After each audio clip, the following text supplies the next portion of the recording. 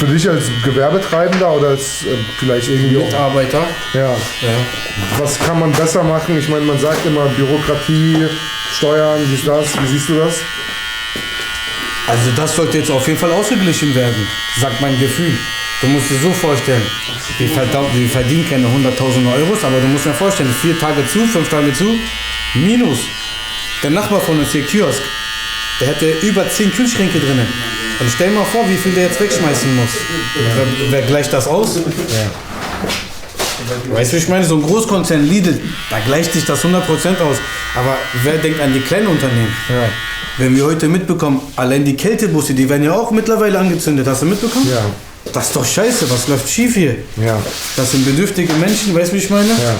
Allein denen wird der Stein auf den Weg gestellt. Ja. Was soll man noch sagen?